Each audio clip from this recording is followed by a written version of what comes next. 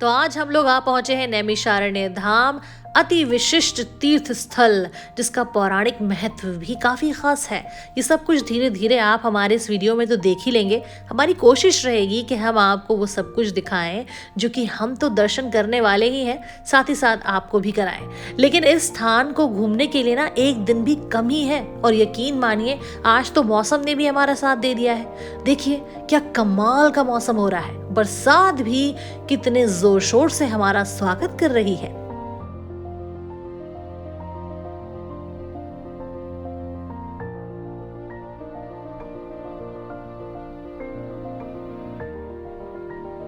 ये हम लोग माँ ललिता देवी के दर्शन के लिए जा रहे हैं और रास्ते में आपको बहुत सारी ऐसे पूजा की दुकानें मिलती हैं जहाँ से आप बहुत कुछ खरीद सकते हैं।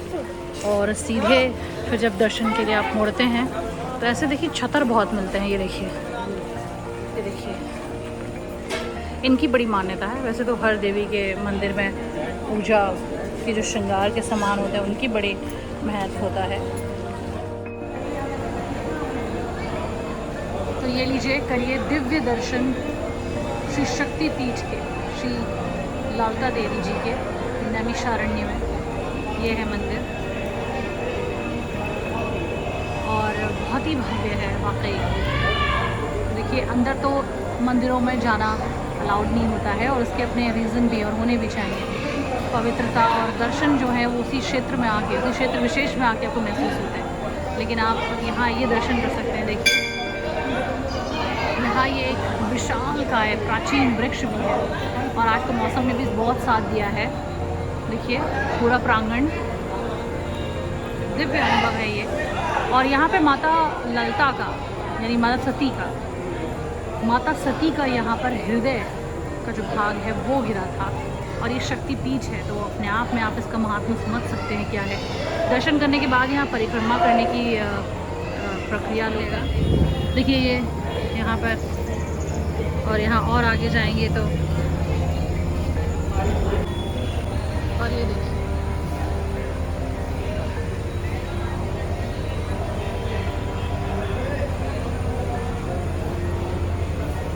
चलिए अब आपको पीछे से दर्शन कराते हैं। ये देखिए माँ ललिता देवी शक्तिपीठ।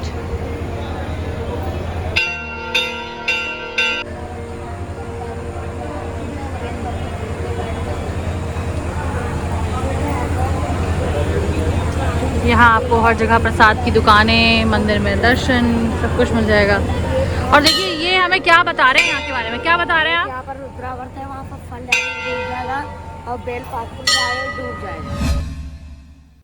क्या है रुद्राव्रत का सच? क्या वाकई वहाँ होता है चमत्कार? अच्छा ऐसा क्यों है? ये यहाँ पर नदी है, वहाँ पर एक शिवलिंग है भोले बाबा की, वो दिखती नहीं है शिवलिंग, इस वजह से ऐसा होता है। अच्छा बड़ा खास है इसका मतलब। क्या वो जगह हमें बुला रही है? आस्था या फिर विज्ञान का खेल, जानेंगे। लेकिन पहले आपको नैमिषारण्य से जुड़ी ये बात बता दें। ये है वो स्थान जहाँ पर आपको नैमिषारण्य में श्री चक्र दर्शन होते हैं। कहते हैं यहीं पर भगवान विष्णु का चक्र गिरा है और ये कभी कुंड कभी खाली नहीं होता, हमेशा पानी रहता है। और देखिए यहाँ पे लोग कितनी श्रद्धा भाव से आते हैं। हालांकि आज बरसात हो रही है लेकिन फिर भी यहाँ पर आपको भीड़ में कमी नहीं लगेगी। लोग इसी कुंड में स्नान करते हैं। देखिए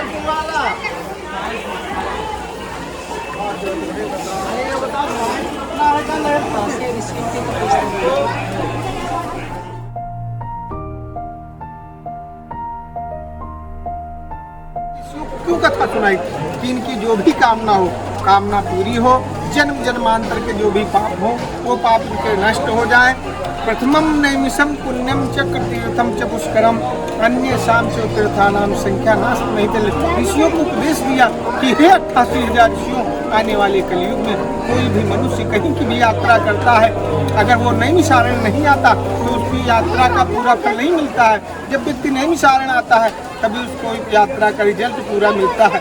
तो नाभि गया नैमिषारण्य, जैसे चरण गया गया जी, कृपाल गया बद्रीनारायण, नाभि गया नैमिषारण्य। कहते हैं कि ये वही स्थान है जहाँ पर भगवान विष्णु का सुदर्शन चक्र गिरा था। इसे सरोवर चक्र तीर्थ इसीलिए कहा जाता है। माना जाता है कि यहाँ पर पाताल लोक के अक्षय जल स्रोत से जल आता है। तभी तो यहाँ पर स्नान करने का भी बहुत महत्व है। यही नहीं, ये 88,000 ऋषियों की तपस्थली रही है। भगवान वेदव्यास ने यहीं पर वेदों, शास्त्रों और पुराणों की रचना की है। और इसी स्थली का वर्णन करते हुए श्री रामायण जी में तुलसीदास जी कहते हैं, तीर्थवर नैमिष विख्याता, अति पुनीत साधक सिद्धिदाता।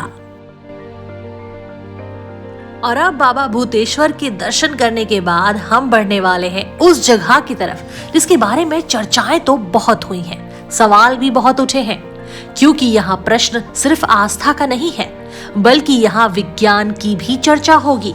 यहाँ ये जानने को मिलेगा कि क्या वाकई जो हमने देखा वो हुआ या ये सिर्फ आंखों का धोखा था।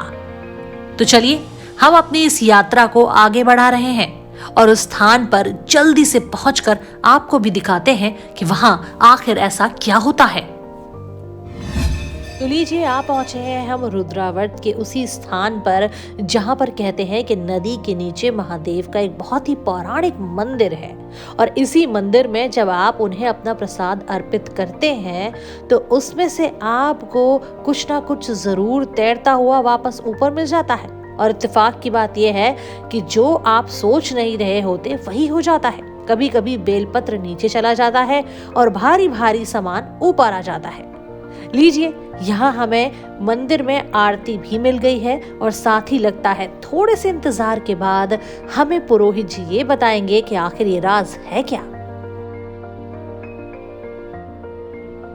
यहाँ नीचे जो है गुप्त शिवलिंग है जल के अंदर जी। यहाँ जो बेलपत्ती स्वीकार होती नीचे जाती मंदिर के, यहाँ गुप्त शिवलिंग है, नंदी बैठी हुई है। दूध डालो, ओ नमस्कार रुद्रायण शिव अर्पण, स्वीकार नीचे जाएगा। बेलपत्ती डालो, ओ नमस्कार शिव अर्पण, स्वीकार की बेलपत्ती नीचे जाएगी। फल डालो के बाबा प्रसाद अर्पण, वो स्वयं शिव जी यहाँ प्रसाद देते, यहाँ से मनोकामना पूर्ति फल प्राप्त होता है। अच्छा, तो क्या बोलना है? तो नीचे कौन सा शिवलिंग है? कोई विशेष शिवलिंग है? किसने स्थापित किया था ये? गुप्त शिवलिंग है। गुप्त भगवान शिव जो है जब यानी घोर अन्याय हुआ तब जल के अंदर गुप्त हो गए जी। वो मंदिर में स्वयं प्रकट हो गए, वो जल के अंदर समाये गए, वो स्वयं प्रकट हो गए। चलिए देखते हैं कैसे, क्या गीता सुना है कैसे होता है। हाँ चलिए।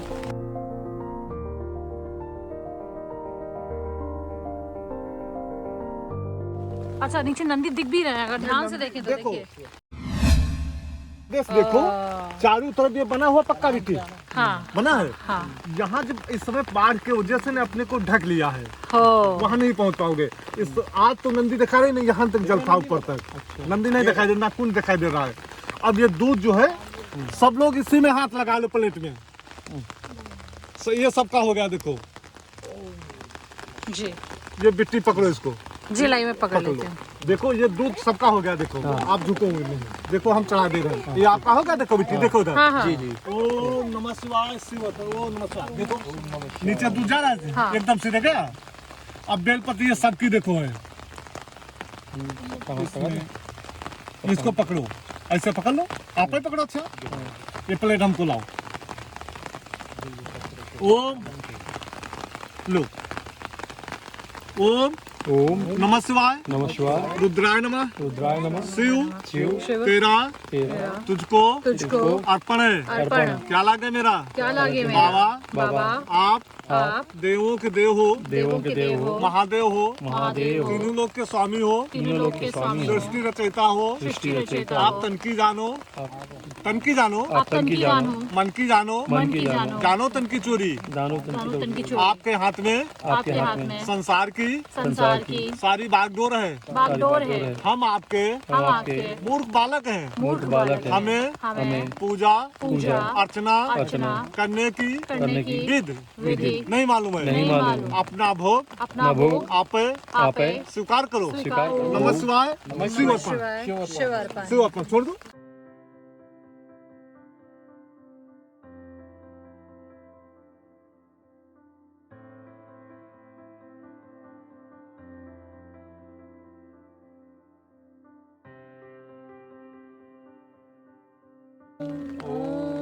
दूध देखो, दूध सीधे गया था। अब इसमें से ये 3 फल ले लो।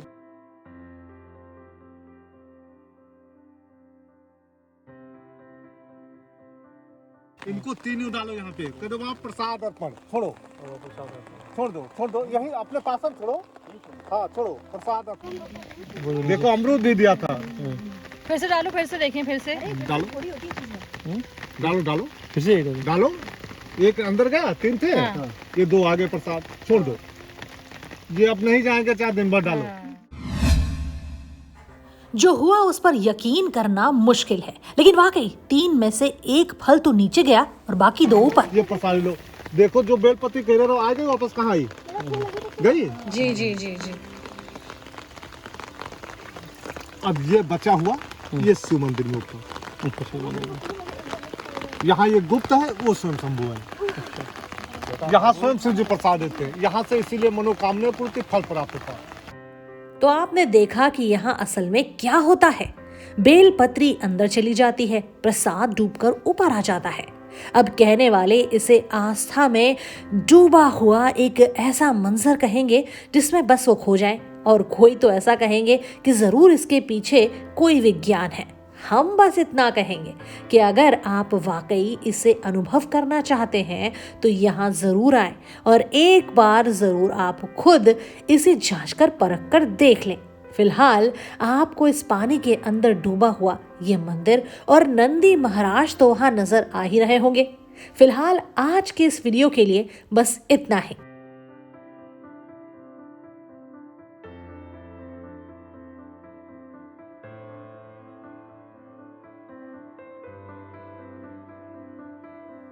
अब इसी के साथ वक्त हो गया है कि वापस घर को चला जाए, क्योंकि ये बारिश ना हमसे कह रही है कि अब क्यों ना गरम गरम चाय हो जाए और उसके साथ आगे का सफर तय किया जाए।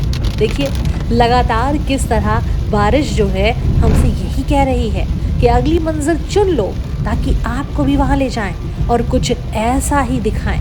हो सकता है अगली बार फिर कई सारे सवाल हों, लेकिन उनके जवाब भी जरूर मिल ही जाएंगे।